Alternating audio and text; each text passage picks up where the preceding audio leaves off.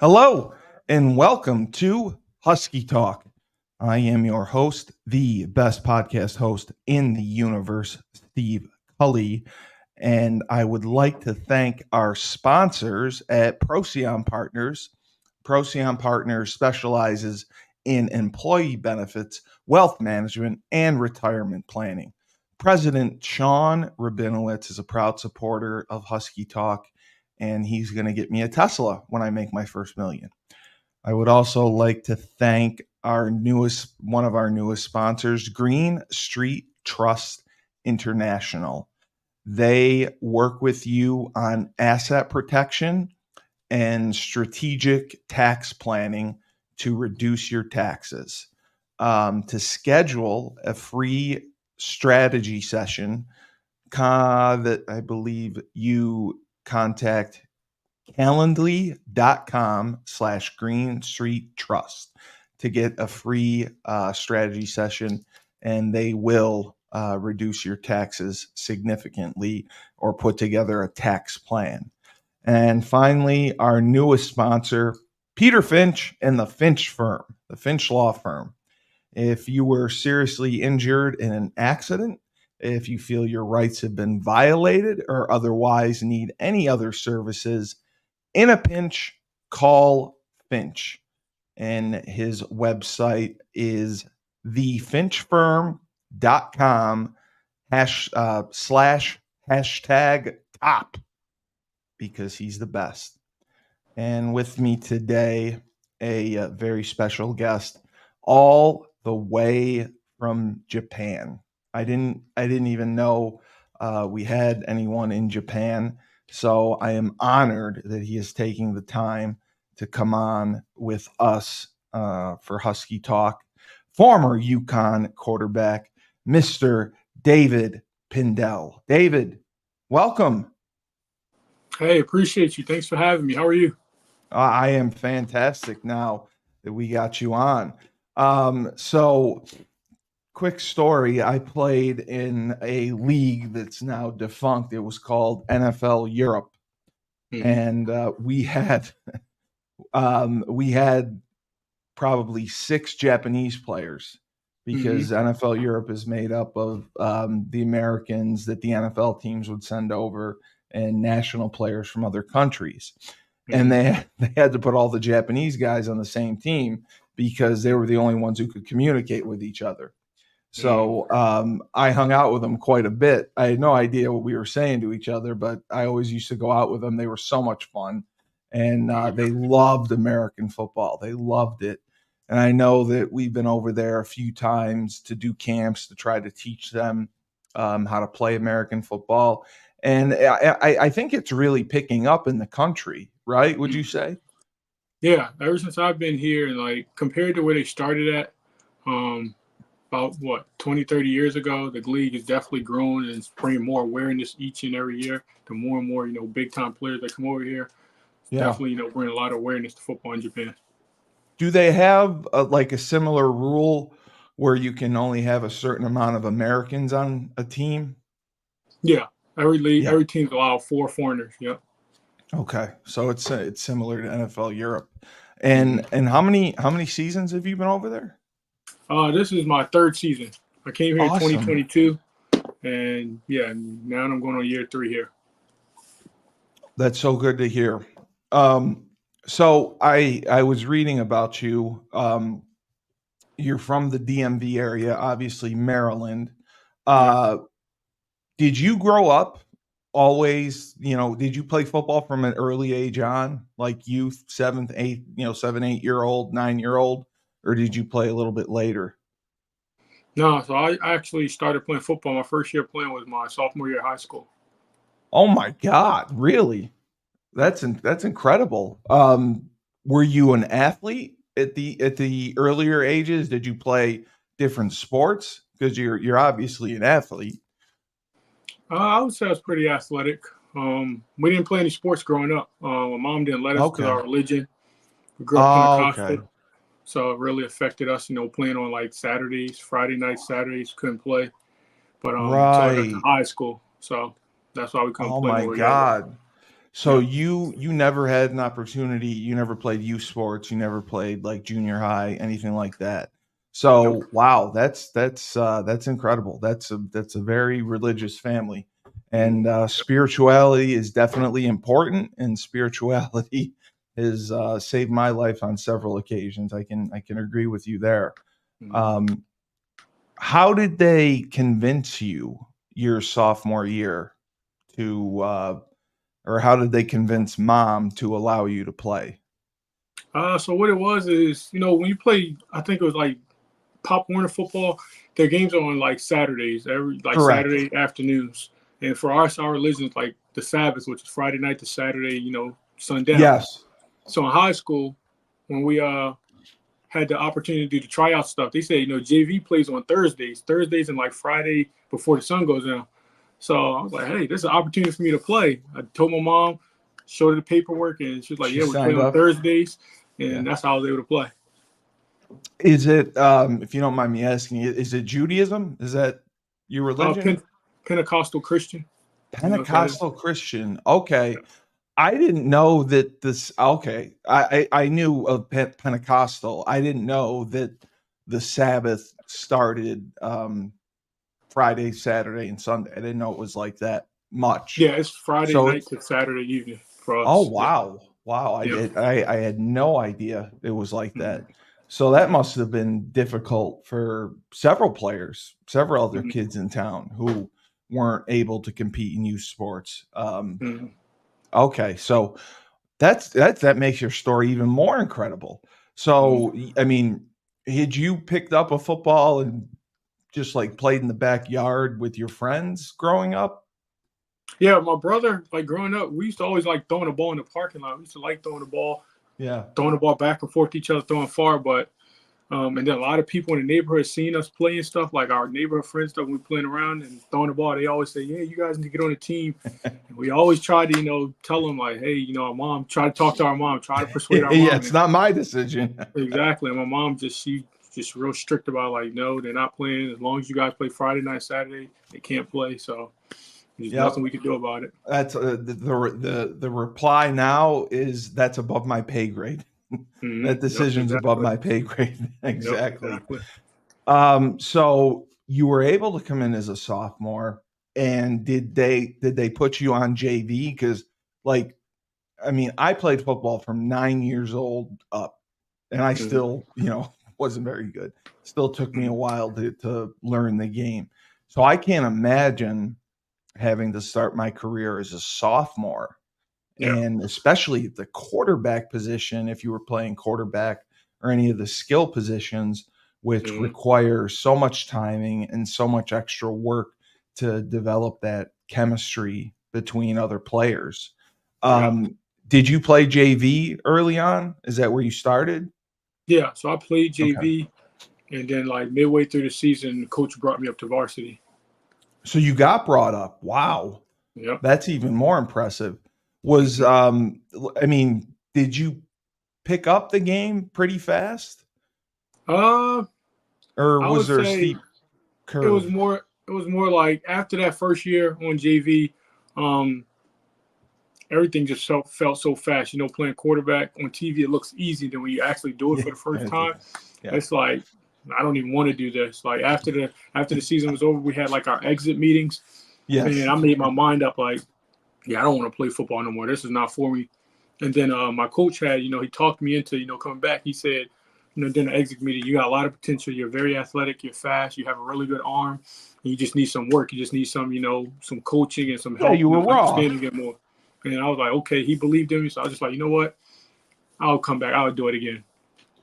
And from there on, Yeah, I can totally see that. I mean, you were raw, you were thrown into a very, very difficult environment, yep. especially as a sophomore, Mm-hmm. in an entirely new game. I mean, you're running around, you're getting hit, and Oh, yeah.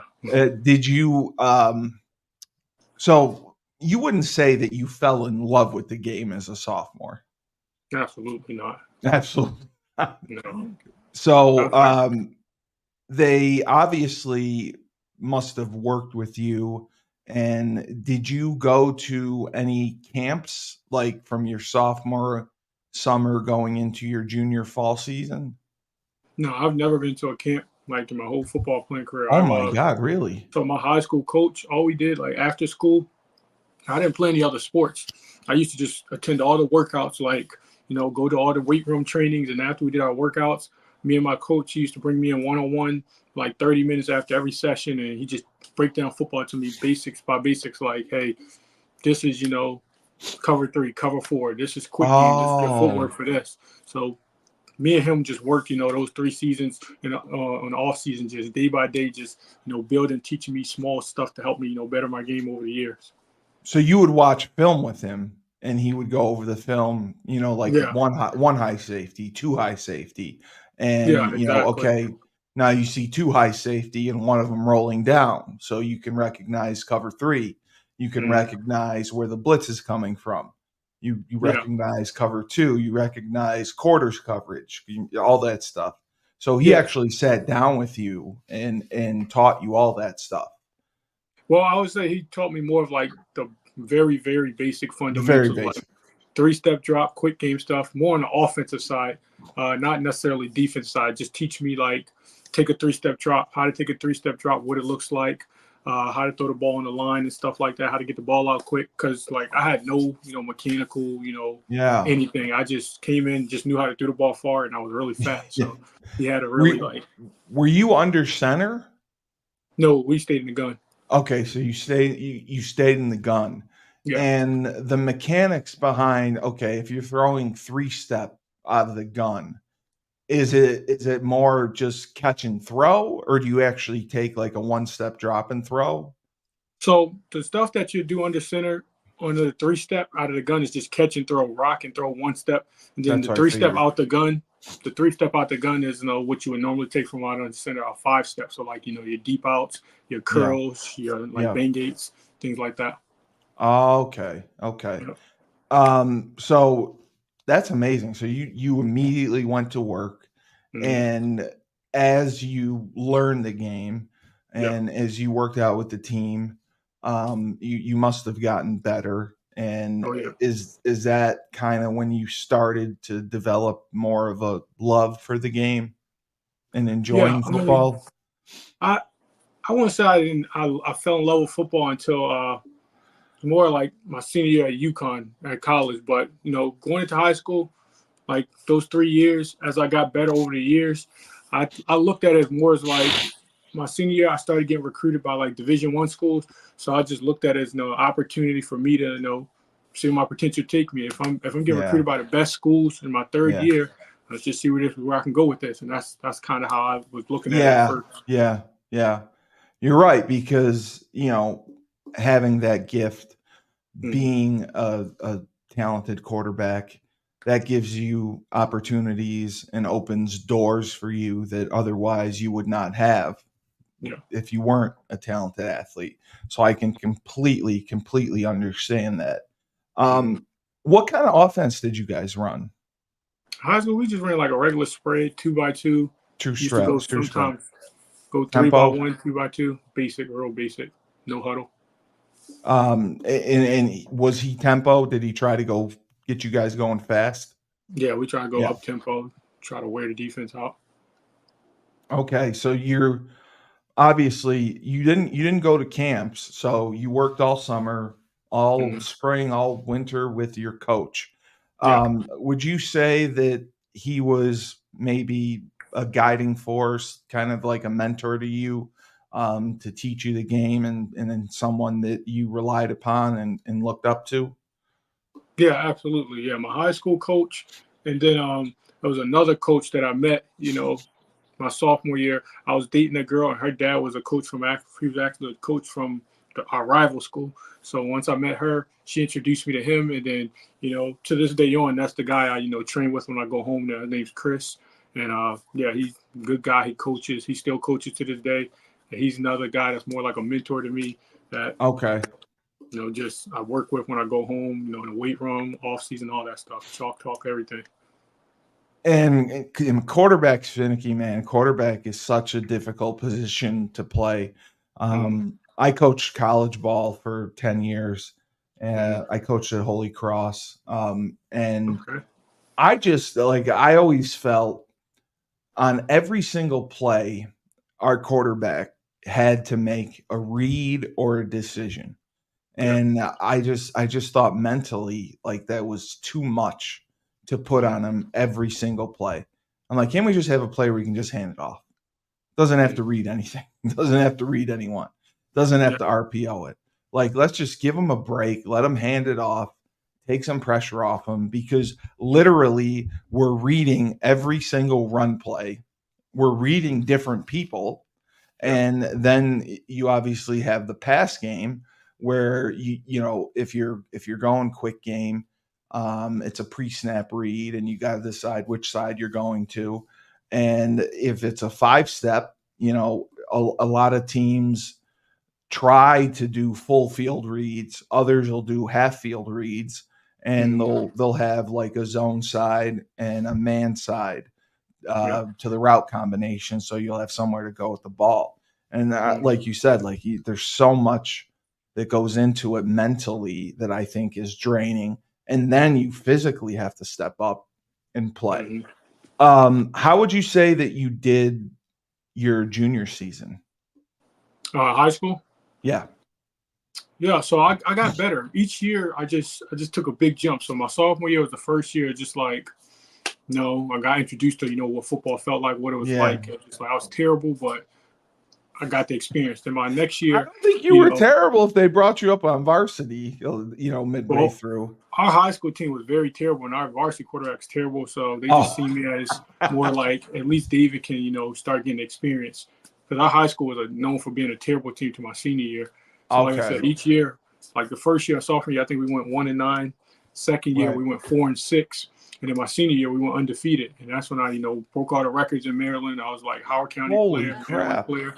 And I started getting recruited by all the Division I schools. So, Okay. So you did improve hmm dramatically your yeah. junior year, hmm and that was attributed to learning the game.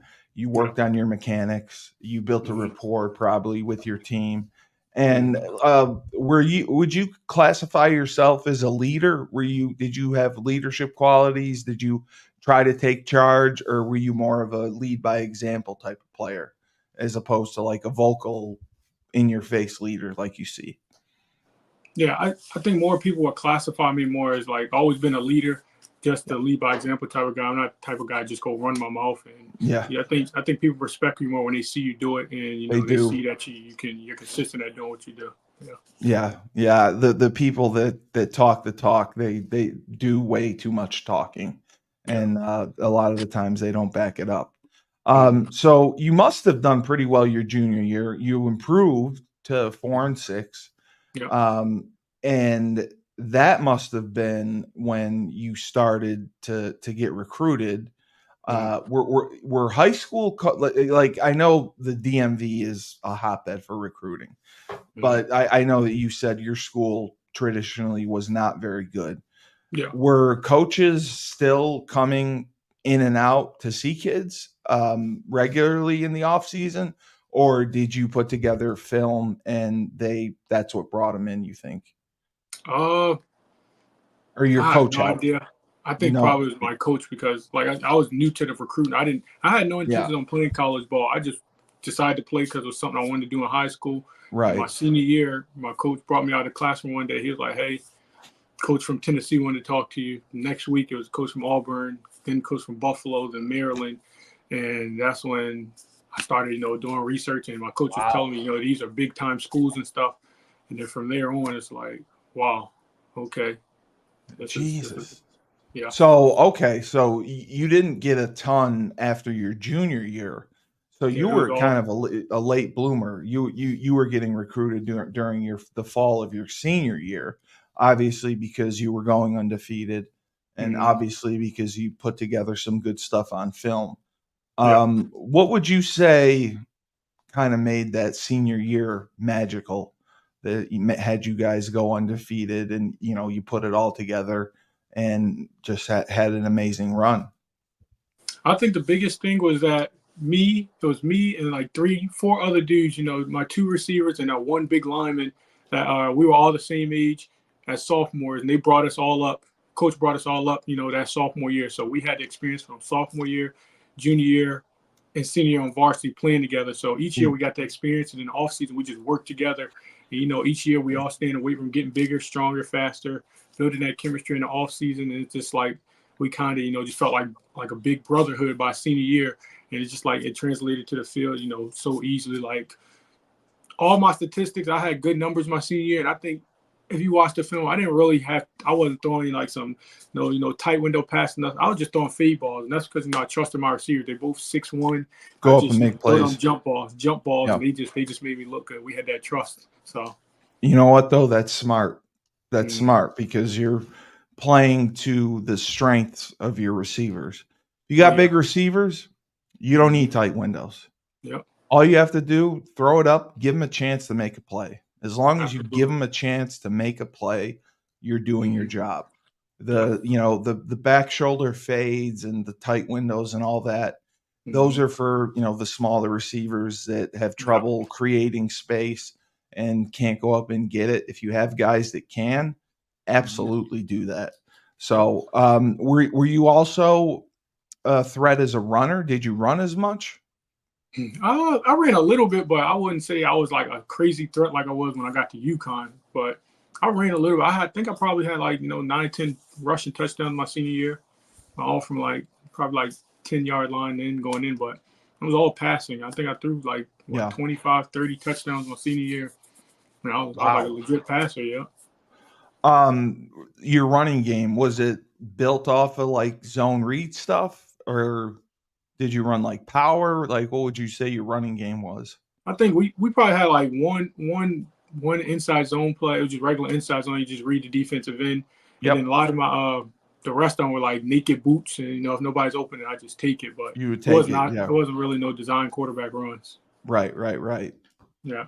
You didn't do any like RPOs, run pass option stuff yet. No, I actually sucked at that. That was my problem. Believe it or not, I used to suck at that. I used to suck at reading the guy because, for me, I was all about, I have to see it super clear. When that linebacker takes that first step, it's like a gray area for me. So I always made the wrong decision. So our coach used to make it simple for me. We did quick game, we did a lot of sprint outs, and we did like nakeds. Simple as that. And you know what? That's what I believe in, and that's so smart because there's so many coaches that will come in and regardless of the talent they have, they will run their system. Regardless if they have the talent to run that system, they're the coach, they're the ones with the ego, they want to run their stuff. And your coach recognized, okay, this is what David can do, this is what he does well. I am going to design the offense around his strengths as opposed to RPOs were big at the time and everyone was trying to do them. If he wasn't executing them as well, why waste time putting them in? I'd rather, throw a 3-step. I'd rather, have a naked. I'd rather put in other things that he is capable of doing and doing well and has proven that he can have success with. So that fall, wow. So you had Tennessee come in to see you. You had some big programs come in to see you. When did UConn get into the mix, would you say? So, like I said, when I started playing football, I had no intention on playing college ball. I didn't know anything about the recruiting and none of that stuff. I just played because I wanted to play. So I don't know nothing about the recruiting. So I was just getting by, with my grades. I was just getting by, just, average grades to get by. And then when all these schools were recruiting me, it was the coach from Syracuse. He came up to me when he came to see me. He was like, with your grades, David, even if we wanted to offer you, we wouldn't be able to accept the scholarship because it was a certain grade you need, like a the 2.5. SAT or whatever. Yeah. Exactly. Yeah. So then when they told me that, I felt like I made a big mistake because it's like I'm getting all these big time schools recruiting me and I can't accept the scholarship because of my grades. So then my coach, we had a one-on-one talk after, I talked to all the coaches. He's like, best thing you could probably do, you probably go D2 or something. But if you really want to go D1, you probably go junior college. That's your best shot. So then a JUCO coach reached out to me, Lackawanna College coach Duda reached out to me, broke it down to me. And I ended up going JUCO. And then when I got to JUCO, got my grades right, bowled out. And then that's when I started getting a lot more offers. The recruit process started over again. And that's when UConn came in. And that's not your fault. That's your coach should have known, your transcript, what it was. And, you have to fill out the NCAA clearinghouse form to make sure that you're eligible. That is 100% not on you. Your coach should have known that and known your transcript and known what your grades were and known that, you need to take the SAT or the ACT, all that stuff to be required to be eligible and have a chance to go play. So that's not on you. So Lackawanna, one of the top JUCOs in the country, they Yeah. produce Division I players left and right. So Lackawanna must have come in and made you an offer, and you must have went in and played right away, right? Did you end up starting your first year there? No, I didn't. So they told me I was going to start. That's part of the They recruitment always process. tell you that, yeah. But they ended up having this transfer come in from Virginia Tech, Andrew Ford, good guy. Oh, He won the right. Elite 11, I think 2014. But he came in, he started, and I think that was the best thing that happened for me, just being behind him, learning behind him. I learned a lot from him because he already had more experience. He knew how to manage the game, read out coverages and stuff. So just being behind him in practice and Watching understanding, them, yeah, watching him exactly. And the then when I mental got my reps. chance, my sophomore year, I got my chance. I competed. I won the starting job, and then broke the records there. We had like the best offense Lackawanna's ever had, and I Oh, think that wow. program's history. So broke all the records there, and then that's when I started getting recruited again, and I ended up choosing UConn. Did you, at Lackawanna, did they run a similar offense? Were they a spread system? So the first year there was like a pro style for Andrew. Andrew was a pro style He guy, was under under center. center. But for Okay. me, he's seen the They changed mobility and it. stuff. He went empty, spread offense, up tempo, and pretty much same thing we ran in high school. A little more concepts. Started, learning more about the RPOs and stuff like that. Okay. And I don't know what the timeline is. Did UConn come in that fall and offer you and try to get you in for the spring semester? Or did you finish out the full year at Lackawanna and go after in the summer to UConn? I was a non-qualifier, so I had to finish my 2 years before. So Oh, I had to you did. finish that. Okay. Yeah. Yep. Did most of your classes at least transfer over to UConn? Did they accept them? Yeah, everything transferred over. Everything was smooth Beautiful. transition. Yeah. Who recruited you from UConn? Who would you say found you and you talked with most? So the guy specifically that recruited me, I think his name's the guy specifically who recruited me is Coach Jerome Cox. He was at Coastal Carolina first. He Right. was there. He was recruiting me there. He offered me there, and then like a couple weeks later, he got a job at UConn, and then that's when Coach Edsel, Randy Edsel, was the head coach. He just got a job back at UConn, and Yeah. he's the one who recruited me when I was at high school. He came from Maryland. He came to my high school and talked to me, and then I got to UConn. I guess they talked and came to Lackawanna College, and he was like, "Yeah, I knew all about you. I remember in high school we tried to get you." Then the offensive coordinator, Rhett Lashley, he came from Auburn. He was Yes, like, he "Yeah, did. what he used to do with Nick Marshall and Cam Newton." He was like you're the perfect guy for like the offense I want to run. So, boom. Yeah, the perfect fit for it. Yeah. Yeah, I played for Randy as well. Mm. His first time around, it says my age, but yeah, I was there when he came in at 99. Oh yeah. And he was different. He was a 40-year-old head coach. He I had him on the podcast. He had a Mm. little bit of a chip on his shoulder because he wanted the Boston College job very bad. He had coached Mm. at BC under Tom Coughlin. Tom Coughlin left to go to Jacksonville, Mm. and he interviewed for the BC job, and he did not get it, and he was not happy about that. So Mm. he went and he coached with Jacksonville, and he always wanted to be a head coach, college head coach. Mm. And they said that he needed coordinator experience, so he went from Jacksonville to Georgia Tech and was a defensive coordinator there, and they killed it. And then UConn hired him, and like nobody knew really much about him. Nobody knew who he was, But I mean, he came right in and he set the tone right away. Because I understand now he wanted his guys. He wanted people that he could mold from the start.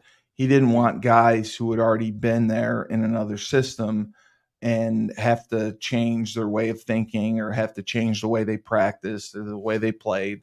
And once he got his guys, we started rolling. Unfortunately, the second time around was not as successful as the first. Although I know by talking with him, he did not get what he was promised. Really, as far as UConn had changed so much with admissions, it was very tough for him to get the recruits in that he wanted. It was tough with the athletic director who was there at the time, did not give him the budget that he needed for assistant coaches. So he was really, really hamstrung with, he did the most he could with less. He didn't have a huge budget to bring in top-notch assistants that you need. You see now assistant coaches, coordinators are making seven figures, offense and defensive coordinators. Every coach on staff is making six figures. And the thing that irritated me to no end was the investigation that was done because he hired his son. And his son was a tight ends coach. And I'm like, every school in the country, their head coach brings on someone in the family. They bring on their kid. They bring on a relative. It's nepotism. It happens everywhere. Why in the state of Connecticut are they giving him this hard of a time? And they spent like close to $1 million on this investigation to see if the process was done legit. And they had his performance evaluation done by someone else in the athletic department, and it couldn't be done by Randy. So it was disappointing to see. So you got there in, I believe it was 2018 was your first year? 2017. Okay. Yeah. It was 2017 and 2018 that you played.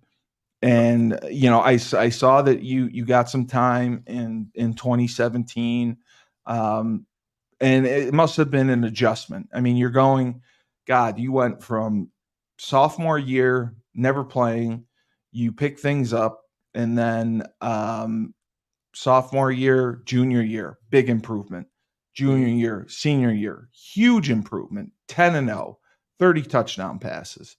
You go to Lackawanna, which is great football, one of the top JUCOs. And then UConn offers you, and you end up going there. 2017, you started. Were you the number 2? Did you travel at least? Yeah. So when I got there, I won the starting job. I was a starter. Oh, you were? Okay. Yeah, I won the starting job.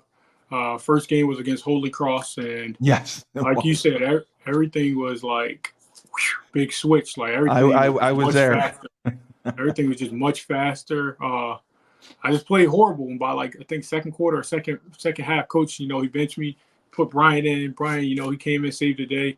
And then, throughout those next, 4 or 5 weeks, I was just behind Bryant, backing him up, learning from him. Me and Coach Etzel had to talk. He said, just keep working, It's good that you got your feet wet to, get the experience. But, best thing for you right now is just learn from Bryant since, he's a senior. He's done it before. Learn from him. And then, when that opportunity comes again, just go for it. So, I took that into consideration. Just kept practicing and just learning from Bryant. And then I think he got a concussion, I think the USF game. And then I got my chance to start again. And then I think at that time it was like 1-6, 1-7. And Coach Lashley had told me, he's like, you know what? Just go out there, just have fun. We're 1-7. We have nothing to lose. Just play. Yep. When he told me that, it's just like, all right, I just felt like I could just do whatever I want. So I started playing, and I started, having a lot more success than I had the first game. And, I got more comfortable, and then finished out the season against Cincinnati. I felt really good, had some confidence in me, and then going to senior year, I was ready. Yeah. And I know exactly what that's like. When I was there, it was kind of the same thing. Hmm. We started off slow. We were 4-7 my freshman year. We were 3-8 my sophomore year. 2-9 my junior year, and then senior year and after that 6-6, 9-3. That's when it started to click. The one thing about Coach is I thought that he did a fantastic job developing players because UConn, we weren't getting the 5-star recruits. We weren't getting the 4-star recruits. Yeah. He would take 2-star kids, he would redshirt them, and he would develop them. Um, and that's why you were in the mix right away. I'm Hmm. sure he would have, if he could have, he probably would have redshirted you and Hmm. tried to get you an extra year, Yep. because your senior year you played exceptionally well. I mean, you threw 19 touchdown passes. You threw for close to 2,000 yards. I mean, it really definitely clicked, which Hmm. I'm sure after all the hard work and effort that you put in, Yep. and that's when you said yourself you began to really really love football. Yep. Is that a credit to Coach Edsel? Your offensive coordinator, the guy from Auburn who designed the offense. Was he still there? No. So actually, at the end of my senior year, he left. He went to, I think, SMU or Miami somewhere. Okay, it was the end of your And senior year. He left. no, end of my junior year, going into my Oh, and your senior junior year. year. Okay. Going into my senior year, we got a new offense coordinator, John Dunn, and I think most of the credit I'll give to him, Coach Dunn, because he's the one. As soon as I got to as soon as he got to UConn, he sat me down. Not saying Coach Lastly didn't do that. Me and Coach Lastly talked and stuff, but since I got there, the summertime, first game was like the end of August. Everything was just fast, so we didn't really have time to really like Yeah. learn about each other, learn football. But when Coach Dunn got there, he got there I think like January, and brought me in his office. We talked, and he watched a lot of film, and he was basically able to just dissect. He's like, you don't know a lot about football, do you? You just go out there and kind of like you just kind of like guess and stuff. Well, because I'm like, you're a great yeah, athlete. Yeah, you get by on your athleticism and you have a exactly, strong arm and you can make plays. And when you have exactly. a guy like that, once everything clicks, Mm-hmm. that's when it's like I call it like you're in the matrix and Mm-hmm. you can Yep. see everything how it happens so right before your eyes. And the biggest thing with quarterbacks, especially, it's all decision making. It's all recognizing the coverage, knowing where to go with the ball. Like Yep. Tom Brady didn't have the greatest arm in the world, Mm-hmm. but he knew what the defense was doing. He knew what coverage he was getting. He Yep. knew exactly where to go with the ball on every play based Mm-hmm. on his film study and everything. And that's so important, the decision making. And you definitely picked that up by your senior year.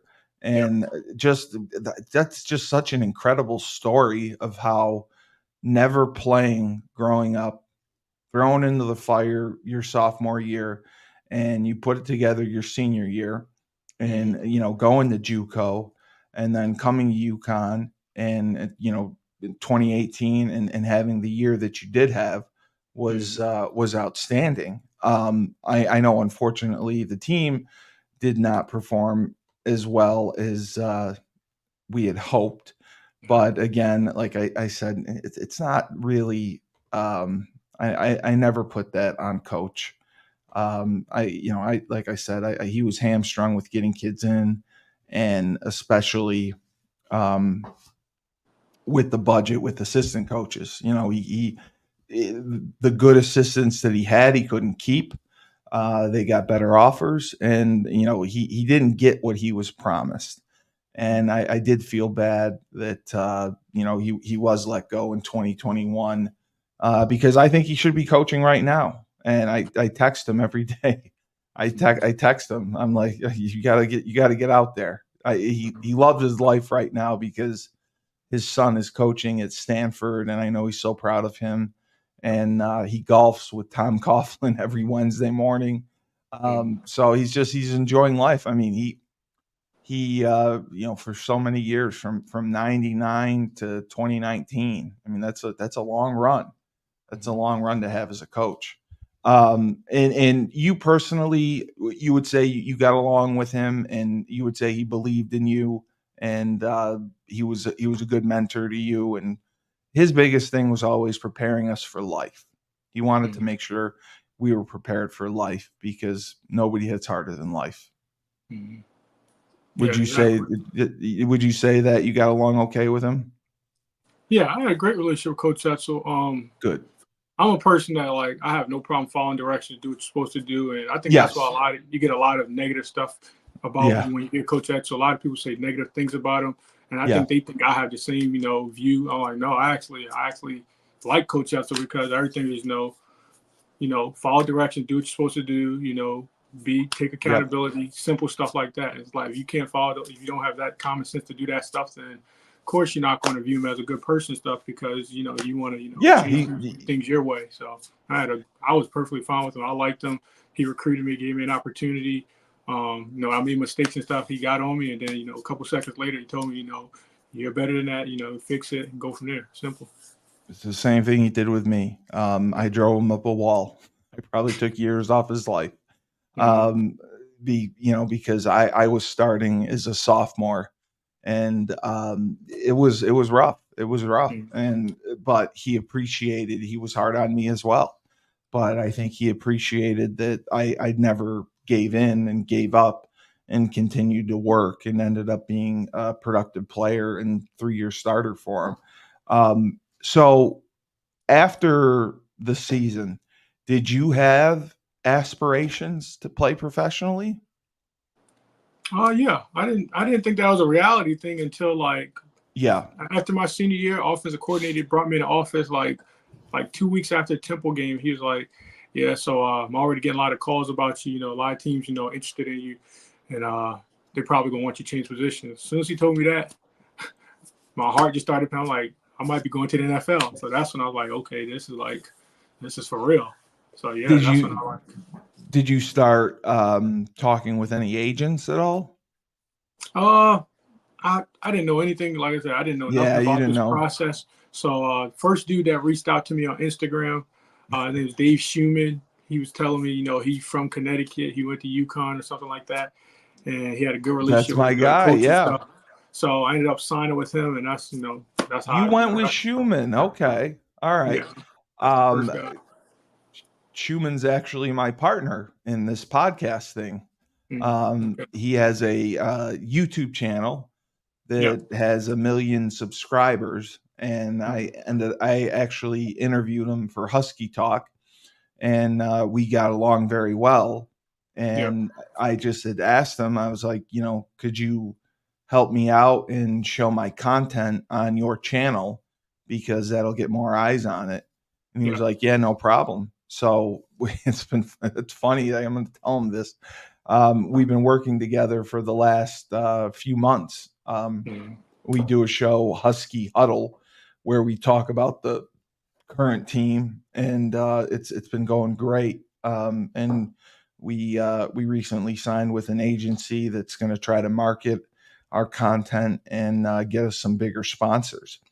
Mm-hmm. So, did you train for the NFL draft? Did your agent did David didn't have a ton of money? Was he able to send you for training anywhere, or did So he for get you down me, to Jersey?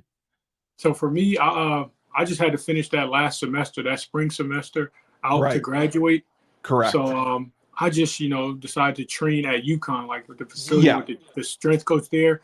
He sent me down to New Jersey to train with this quarterback coach Tony like 2 times. I went down there and trained there for Okay. 2 times doing quarterback stuff.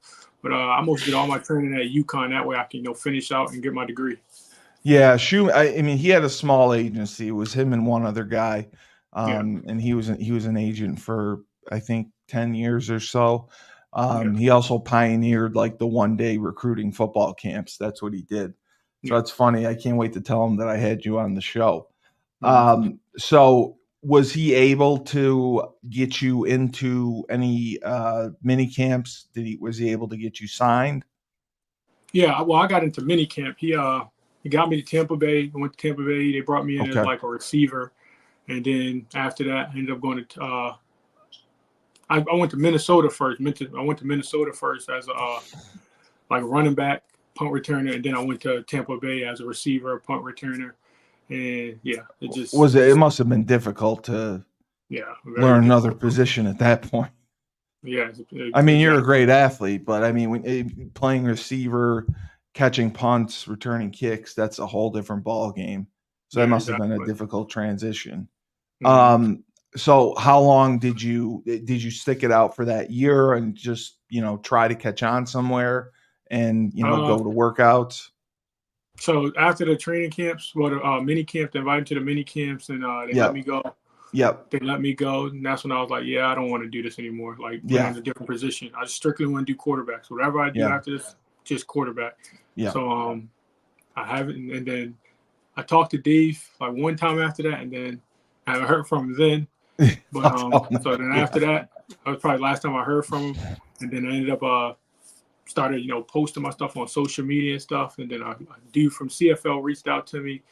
Uh, Oh, ended wow. up, then ended up getting me on a team. I was in Montreal in 2019 Oh, you were as on a the quarterback. LOX. Okay. Yeah, I was up there 2019, and then going into 2020, they was like, "Yeah, we want to bring you back," and then COVID happened, and then that Yeah, was the last they time I heard from canceled the them. season. Yeah, Yeah. that's right. How did you like Montreal? Because I played in Hamilton and I Mm-hmm. played in Edmonton, and both were dumps. I always looked forward to playing in Montreal and Toronto because it was fun as hell. Did you Montreal like was a great. Montreal? It was a great city. Very nice city. St. Very nice Catherine people. Street. Oh yeah, yeah. And then the I love environment on that. game day, they used to pack that college stadium. Yeah. It was a nice environment. Yeah, and we were winning Uh, too. So yeah. and did you start or did you get enough playing time No, throughout? I was just strictly like the practice You were quarterback. on I the started. practice squad. Yeah, you were learning. Yeah, And exactly. it's funny, if COVID didn't happen, they would have brought you back, and you probably would have, because the way that you play, you probably would have Hmm. had a lot of success in the CFL on a larger field. Playing with the 13 guys or 12 guys and all the different things that they do. You Yeah. probably would have had a lot of success there. Hmm. So you go to Japan. Yeah. How does that happen? Well, so after 2020, 2021 came, and I ended up playing arena. I played arena. Went to Love Albany. Arena. Tried it You were in out. Played. Albany? Yeah, I was in Albany. Won a championship for Tommy Grady. He was starting quarterback. He got. Oh, the Empires? Yep, Albany Empire. So Yes. All went right. went there 2021. We won a championship. Got some playing time. They liked me. So the coach, because Tommy starting quarterback, he had retired. So they called me after season. They're like, "Yeah, dude, we want to re-sign you." All this stuff. And then around January, well, actually my birthday, January 2nd, they called me back. 2022. They was like, "Yeah, early in the morning. Good morning. See all your posting and everything you've been working. You're looking good. We want to trade you though. And like we want to trade you to Orlando." I'm like, perfectly fine. I'm gonna go talk to them, see if the deal, everything's good. I talked to them. They're like, "Yeah, we want you, blah blah blah, but we're gonna have to cut your salary if we have to pay for your houses and all this stuff." And I was just like, sounds Oh, like I yeah, was yeah, leaving yeah. a good situation to come here. So I was just like, you know what? I'm done with this. I don't want to play arena ball anymore anyway because it's Yeah. not for me.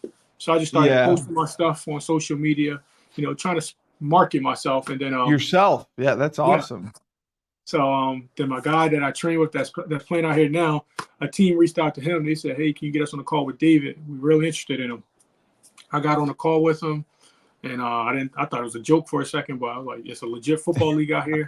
They said, "Can we fly you to LA?" Like 2 days later, they flew me to LA. I did a workout, and then next thing you know, 4 other teams from the league called me. So then I flew to Atlanta the day after that, did another workout, and then I'm talking to like 5 teams, and I got to make a decision because 5 teams out Wow. here offer me, and it's just like great situation. Ended up got here, and God then bless you, man. That's awesome. That's yeah. awesome. Mm-hmm.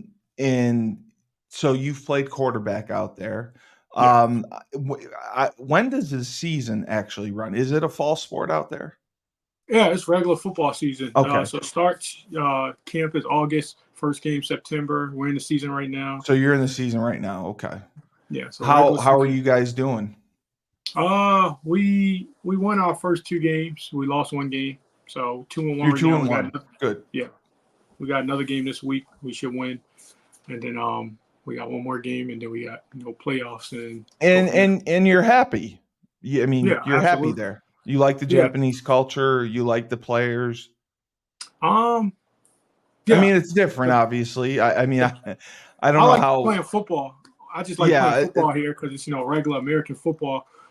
Coach is a it's little different. it's I got to don't be mind tough. it. Yeah.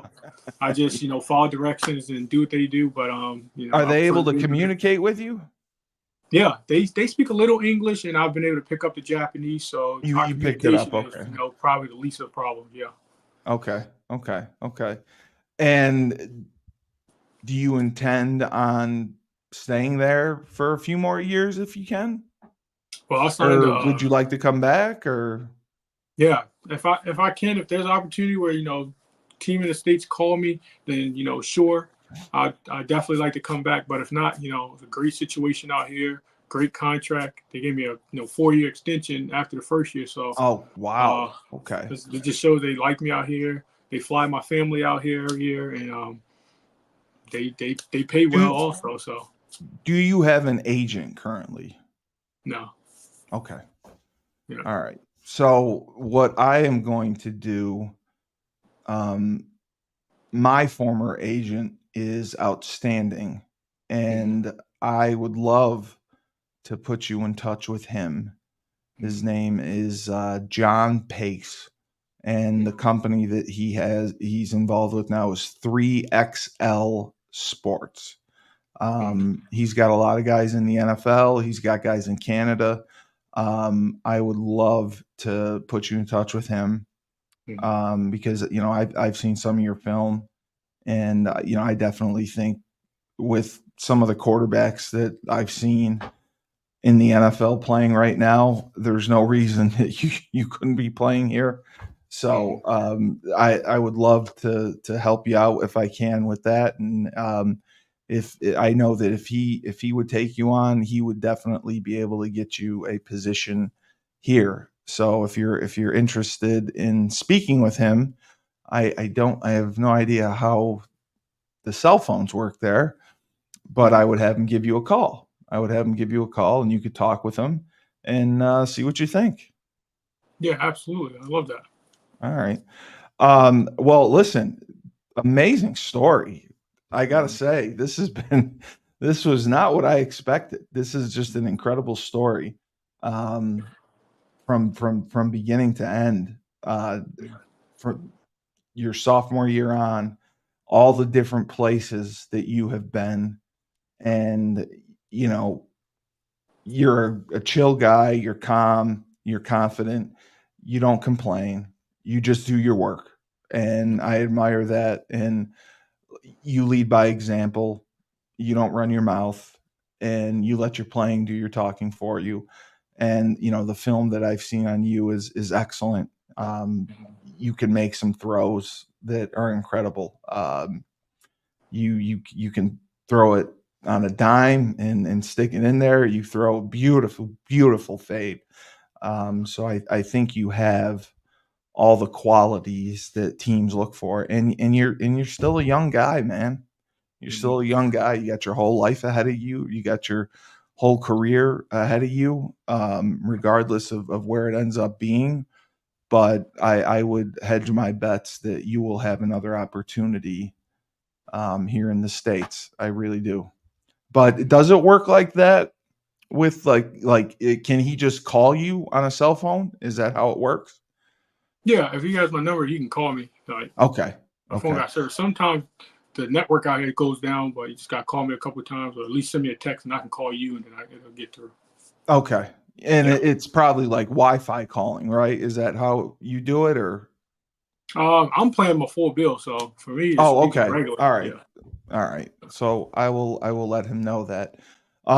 Just do that for me. Message me your phone number, Mm-hmm. and I'll text him and I'll have him give you a call. or text you and set up a time to talk. But listen, I wish you the best, especially this season. You know, you're 2-1. I hope you continue to thrive and you have a great season. I'm happy that they flew you out to LA and you must have had a great workout to have so many teams interested in you. And I can't wait to tell Dave that I talked to you. Dave's going to get a kick out of that one. Oh yeah. Yeah, Dave has been working with me now on the different shows that I do for Husky Talk. Have you been keeping up with UConn at all? Oh yeah. I see they're undefeated at home, 4-0. I'm Yeah, happy for them right now. Yep. I was at the last game against Temple. I almost wanted to go on the field and punch Joe Figiano for his 3 turnovers. I was ready to leave the booth. Well, because I unfortunately, like I said, I coached college football for 10 years. I was there, Holy Cross, UConn. Peter, we almost beat you guys. Yeah. I can't turn it off. So when I'm up in a press box, that's where I always was. So I can see everything, and I know what they're doing, and I know what he's doing. And Temple had a great plan. And Temple played man coverage, and they basically said, "You're going to have to throw the ball to beat us. We're gonna play too high. We're gonna bring both our safeties down into the box, so we have a free hitter to stop your run game." The run game is primarily like outside zone, which I despise out of the shotgun because the running back has to turn perpendicular to get the ball and run and then stick a foot and cut. I hate it. Randy always had believed, and he kind of got away with it, got away from it when he brought the Auburn guy in. We were, run the ball. We ran power, counter, little bit of zone, and it was time of possession. Don't turn the ball over. Score in the red zone. Play the field position game, and you would win. Play tough defense, and you would win games in the fourth quarter. That was his mentality, and that's how we had success. And I know when he came back, he tried to do things a little bit differently. But I always believe that because Rentschler Field is tough when you get into like now October and November. The weather, it's windy and the conditions aren't great. Very difficult to run the spread. I don't like throwing bubble from the spread is tough. It's a weird angle to throw bubble. You think that's the easiest throw, but that's one of the most hard as hell. Yeah, exactly. Awful. Yeah, I always would do it. I would run trips to one side with a dead tight end to the other side, and I would package bubble with inside zone, and the bubble would be to the 3 receiver side, zone to the tight end. So it was just take the snap, throw the bubble to the first guy, and you had 2 guys. So if they put 2 over 3, you got numbers to run the bubble. If they keep the guy in the box, and that's when you throw the bubble. If he goes out and they go 3 over 3, you got numbers at the tight end. Just run zone to the tight end. That was my favorite formation.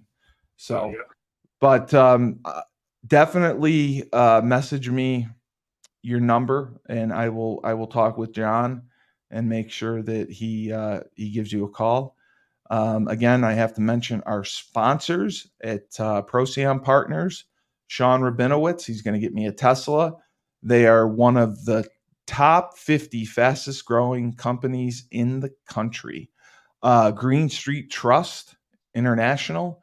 Green Street Trust specializes in asset protection, asset management, and they put together tax plans and strategically will reduce your taxes.